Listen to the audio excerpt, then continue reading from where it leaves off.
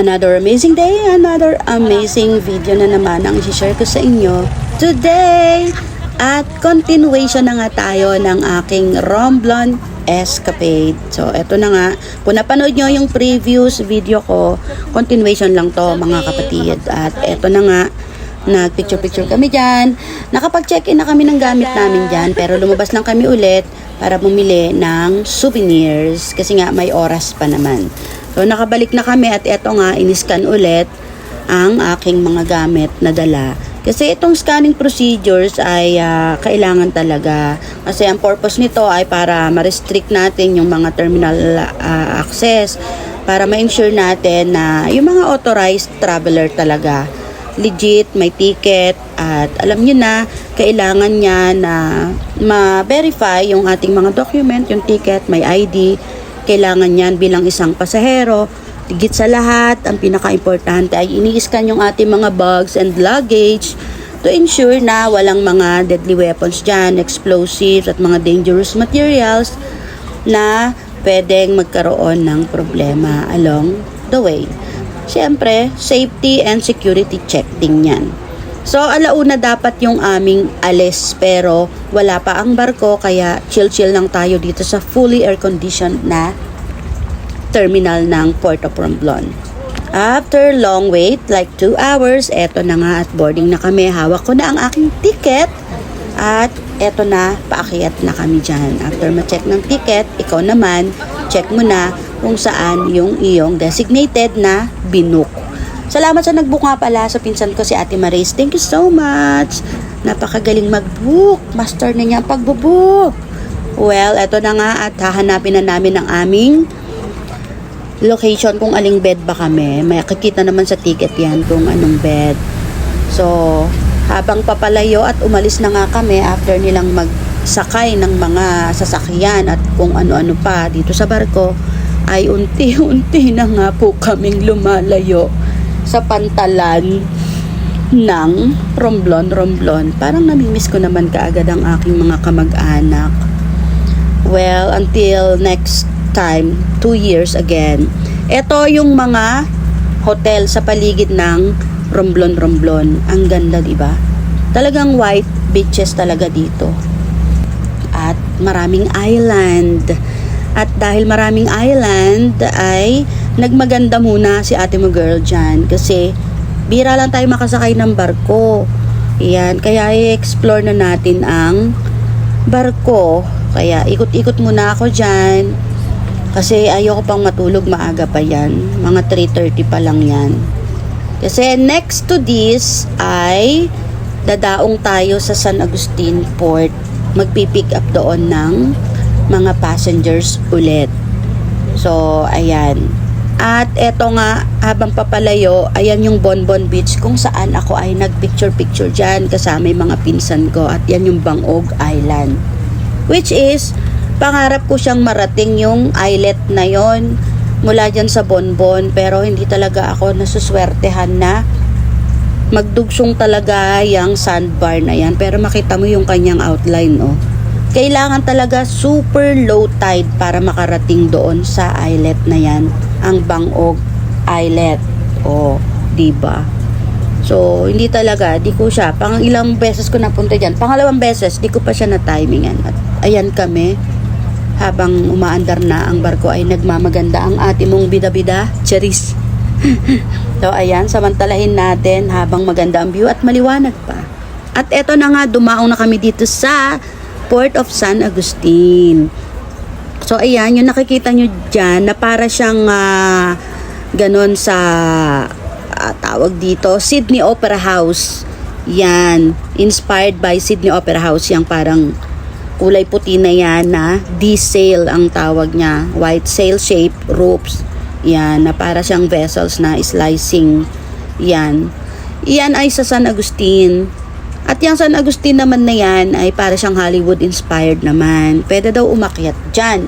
Sabi ng aking nakausap dyan na pasahero na kamag-anak pala namin sa Montesa.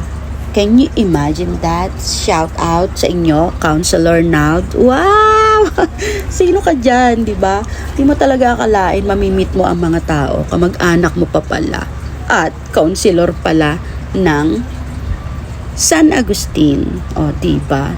So, ayan. Di ko alam kung may nagkakaingin ba dyan. Ano ba yan? Charis, umuusok dyan. Di ko alam yan. Pero, andito tayo, naghihintay ng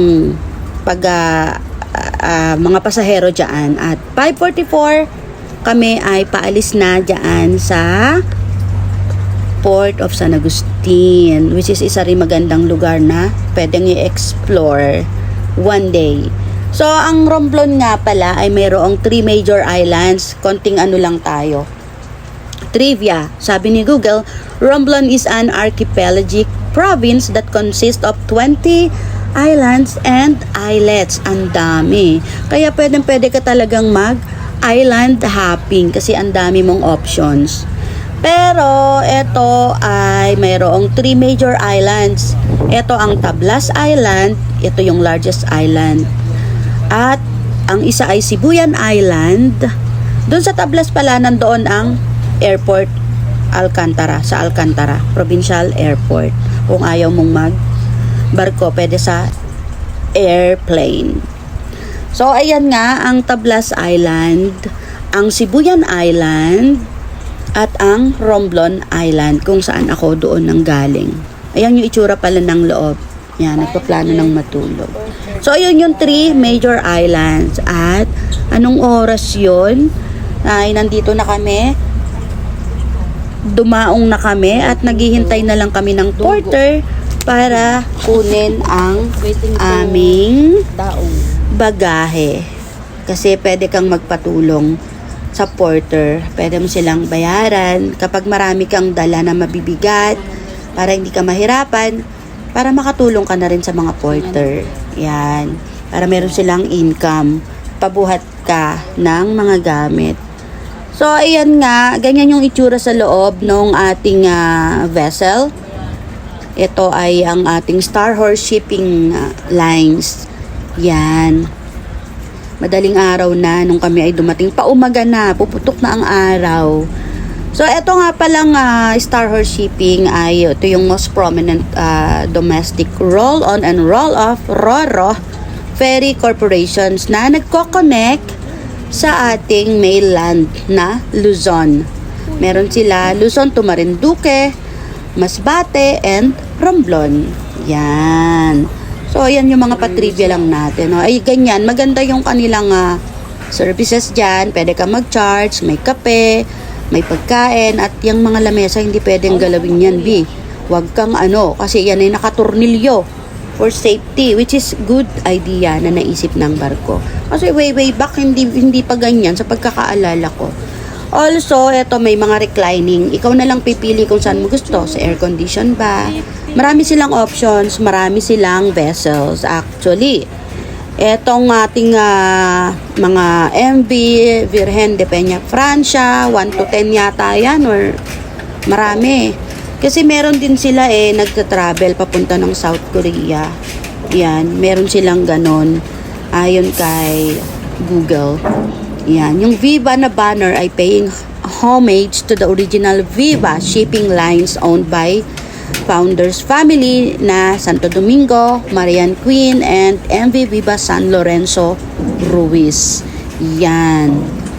So, maganda yung kanila mga amenities. Yan, pili ka na lang at pwede ka mag-book sa kanila sa online or walk-in. Or pwedeng dyan na rekta sa terminal. Agahan mo lang para hindi ka maubusan ng ticket. So, ayan na nga, nakababa na po ang inyong kapitagpitagan at kaganda-gandahan na bidabidang ate girl, si ate Mumase ay nakababa na. At ayan, feeling vlogger na atake girl, ayan. Nandito na tayo sa Port of Lucena at tayo ay magta-travel na rin ulit going to Cubao naman. 5 hours ulit ang ating bubunuin para makarating sa Cubao. And from Cubao, going to Baler naman. Ayan. So, thank you so much sa kapitan ng Star Horse na nasakyan namin. Nakarating kami ng maayos, matiwasay. Ayan. Sa barkong ito. Ayan. Peña Francia. Yan, napakagaling ng kapitan at masisipag ang mga crew. Chine-check talaga nila yung mga gamit at yung mga area, yung cabin, kung tama ba. Kayo ba ay may ticket, ganon. So, ito na nga, naibaba na ng ating porter at tinulungan na tayong ihatid at mga alas 5 na yan. Konting lakad lang habang na-enjoy namin ang magandang sunrise dyan sa Port of Lucena, ay going na kami sa ating mga buses. Konting lakad lang, exercise, maaga pa naman. Kaya, ayan, feeling vlogger muna si Atomy Girl. So, alam ko naman tatapusin nyo tong video to hanggang ihatid nyo naman kami hanggang makasakay ng bus. Kaya, ayan, lakad-lakad lang. At sige, i-ano na natin to. I-timelapse na natin to para mabilis tayo dyan. At siguro mga 10 minutes walk papunta doon sa, depende lang sa bilis ng lakad mo, papunta doon sa mga terminal at sa mga buses na nandyan lang sa harap nung terminal naman ng Port of Lucena. So ano to, B? Prosesyon kayo, B? Charis. Hindi, yung kasing mga nasa unahan namin ay medyo mabagal kasi marami silang dala. So, eto na nga kami. Nauuna na si Kuyang Porter. Dalang aming mga bagahe. Pili na kami ng bus at pwede kayong pumili dyan kung saan nyo gusto. Ang pamasahe ay, di ko na maalala, parang 300 something or 200 something. Basta, hindi siya lalagpas ng 400, para sure. At eto na nga, at pili ka na lang kung saan mo gusto. Basta ako ayaw ko sa pinakadulong-dulo na ng bus kasi nahihilo ako. As in, wag yung super dulo na. Tanggap ko pa kung sa tapat ng gulong. Charis. So, eto na nga kami at eto ay ang jam na bus. Yan. So, safe pa naman. Di pa naman kami yung pinakadulo. So, pili na kami ng upuan namin dyan. Pero konting kembot na lang sa dulo na rin. Pero kung nagmamadali ka, kahit saang bus pa yan, basta nakaupo ka, secure ka, at may hinahabol kang oras, better talaga. Bumaba pala kami dyan ulit, kasi di pa naman pala aalis. Nagpaalam kami na bibili muna kami ng pasalubong. Yan, di namin makalimutan yung pinagong na yan dyan sa terminal. Napakasarap. At mukhang pinakyaw na ng ate ko. Ang dami niyang binili. At bumili rin ako, ayan, yung sa akin. So, konting pasalubong lang para sa ating mga Granny Wap and Family Wap. Ate man, iintayin natin. Pinakayaw na po yata nila. So, sumaglit pa ako dito sa may harap at hindi po ako nakapag-selfie dyan nung kami ay papunta pa lang sa Port of Lucena. Eto na nga. At going back na kami sa bus at eto na nga. Ayan lang yung bus. At ay nako, muntik na kaming maiwan. Ano ba yan? Takbon-takbo. Buti na lang. Umabot. Kami na lang hinihintay ng bus. Sorry naman kuya. Thank you for your patience sa paghihintay. At eto na, tayo ay babiyahe na. Until next time, sana na-enjoy nyo ang video ito at pa-share na lang. Have an amazing day!